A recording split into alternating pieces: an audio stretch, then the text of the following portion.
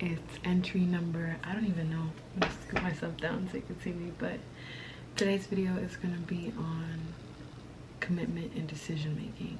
And I'm not just talking about commitment as far as like relationships, but like in general.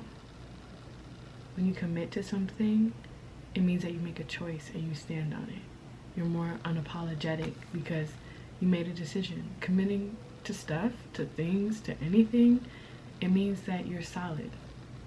You're like, I choose this. And choosing something makes that indecision go away. It zeroes out any possible guilt or remorse you'll feel for not choosing the other stuff, depending. Because I was just reading about how the paradox of choice, and how having a lot of choices can overwhelm you and make you unhappy and make you think about the other possibilities you didn't choose, versus having, you know, to go left or right and making a choice, how it can feel easier and more natural. But how commitment and decision making align, I want to talk about being indecisive. It seems like it's like a cool, quirky trait, but like it also can be so taxing and draining on the mind, because the mind is the only thing we really got forever that over time you can sharpen, but also you can get a little rusty, a little funky. So I want to talk about how indecision not only holds us back, but it also just hurts ourselves, like internally hurts ourselves, because thinking, like when you're about to decide like what to eat, you kind of already have in mind that you like the number 7 on the menu, right? Because you've gotten it so many times, but you're like, I don't really know, I want to try something, I want to see what I want to eat. So you spend your time standing and staring at the menu, looking at number 1, number 5, number 2, you know, waiting as the line is moving up just to order number 7, because you knew that you wanted number 7, you knew that you could eat it, but you took that time, you wasted that time and pondered on that, rather than possibly being present with the person who's with you at the restaurant or things like that. That seems so small, but time is something we can't get back. Like me sitting here recording this video, I could be doing this. I have 2 laptops sitting in front of me and a book. So I could be doing other stuff, but I'm choosing to spend my time because I made a decision to be committed and consistent. So no matter if I got the makeup going or not, I got the TDE going on, you know, the vibes. But I made a decision to continually post consistently. So like, it is what it is. It is what it is. But yeah, so when it comes to decision making, if you're one who comes off as like indecisive, or you don't like that you're indecisive, think about if someone was gonna flip a coin and say, you gotta make a choice, like heads or tails, what would you say? Because 9 times out of 10, we know the answer, and then we tell ourselves, no, we could do this, we could try this. I always stick to this, it's so boring. But at the end of the day, if you're gonna go back to what you would normally do, just do it in the first place. Think about it. Like if you had to make the split decision right now on it, if the deadline was right now for whatever you're going through, you had to make a choice, what would you choose? With no explanation, because I feel like a lot of indecision also incorporates explaining why you're choosing this, when if you want something, you should not have to explain why. Like, if you have to justify why, do you really want it though? That's the thing. Do you really want it, or are you telling yourself that you want it to make it seem like you made a good choice, when you really easily could have just picked this and called it a day? And then the next time you'll say, I'll try the number 2 instead of the number 7 because it did kind of look good. You know what I mean? Or let's say you made the decision to try the number 2, then the number 2 doesn't taste bad, and you're mad because in your head you wanted to pick the number 7, but you didn't because you wanted to try something new, and now you're mad because you didn't go with your initial decision. Stuff like that, the little things like that can get to you because of the sorry, I just like lost my train of thought because I was staring at my teeth.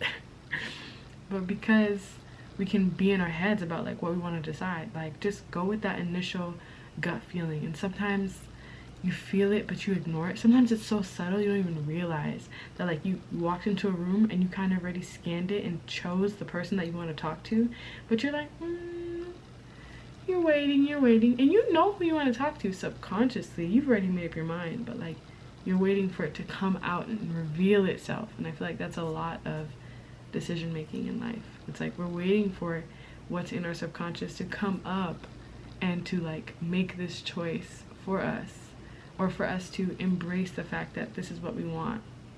Like, for example, if you show your friends, you know, a couple guys and you're like, oh, he's so cute, and they're like, you're like, yeah, anyways, I was actually talking about this one, not this one, when you really wanted that guy who they didn't like, but like you started to stop thinking he was cute because of what they thought, when it's like they're not the ones that are trying to get with him, you are. So like that's your decision. If they think he's ugly, then like perfect, that means you guys can all hang out and there'll never be nothing to worry about.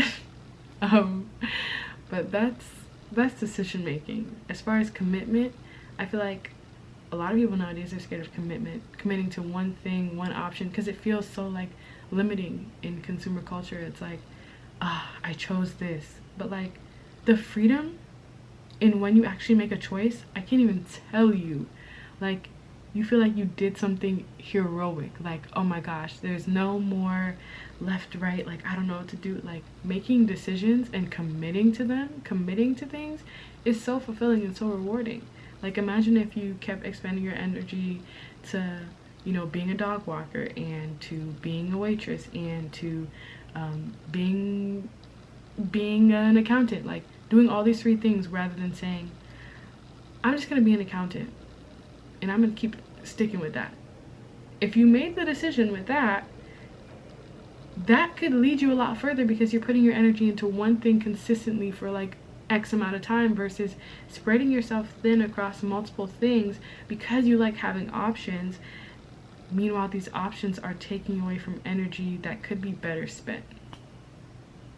Yeah, so yeah, that's how I have to think about it. I feel like when you're committed to doing one thing, or committed with one person, the amount of growth that you can experience by making a decision and saying yes, like I feel like it's unmatched. Like people don't talk about it as much. Like honing in on one thing and getting great at it can bring you a lot more than trying to be good at everything. And I think I talked about this in one of my other videos. I don't know if I posted it or not.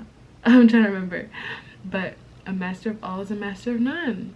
And I constantly have to bring that principle back, because it's like, I want to get good at this, I want to get good at this, I want to get good at this. But then it's like, if I'm getting good at this, am I getting good at this?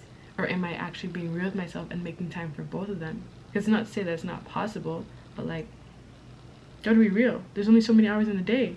And if your attention's going, then like, are you really making progress? You're trying to focus on learning this and also focus on learning a new language. Those are two different like sides of your brain you're trying to activate every single day and put the pressure. One of them is gonna go and one of them is gonna stay if you are not super diligent with making sure that you're monitoring your growth accordingly. Because if you're not keeping track of it in some form, way, shape, or form, like you're gonna end up quitting that one thing. And it's like when people start the new year and they want to go to the gym, right?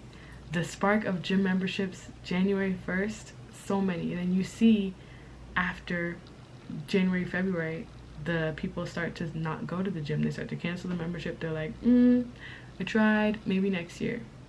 Because to be consistent and committed to one thing or two things versus spreading your energy everywhere is way more challenging.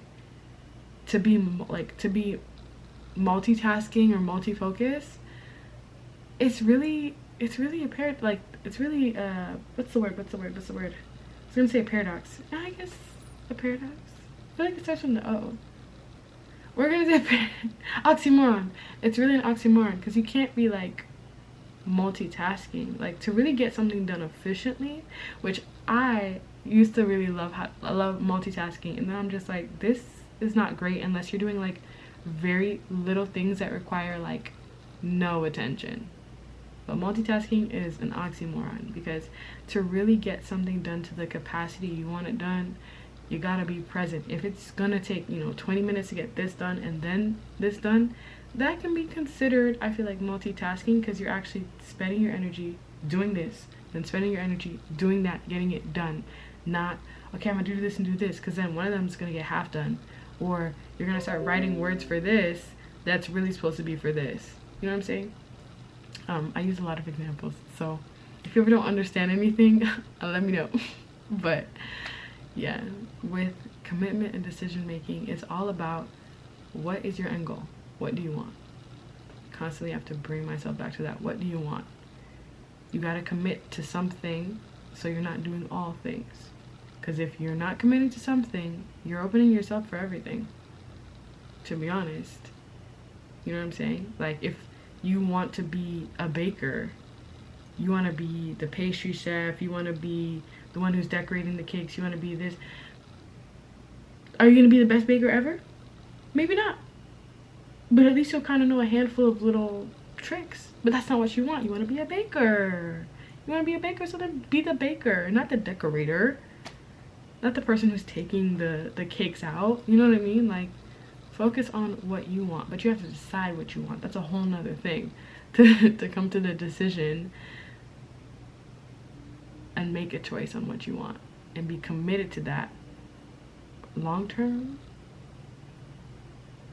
Listen, people don't want to get married, but we have like little marriages that we create within ourselves. When we decide to do certain things, we are setting these vows for ourselves. And I feel like it's about time that we start honoring them and acknowledging them. Like, yes, I would like to be, you know, this person by the age of this, that, and the third. You know what I mean? Like, acknowledging those promises that we have made to ourselves subconsciously that we want to fulfill before we leave this earth, you know? And just being confident about that, because when you don't acknowledge them and you have them, that's when regret and resentment build. And I like this light on me. And then you just start to feel like time is passing you by because you never actually sat down and allowed yourself to commit to something. So I don't know if this does anything for you, but I'm very proud of myself because I kind of had an idea and I committed to it and I stuck with it. I let it flow, and I feel like this was a pretty consolidated video. But if you're watching this, peace and love, and until the next entry, bye.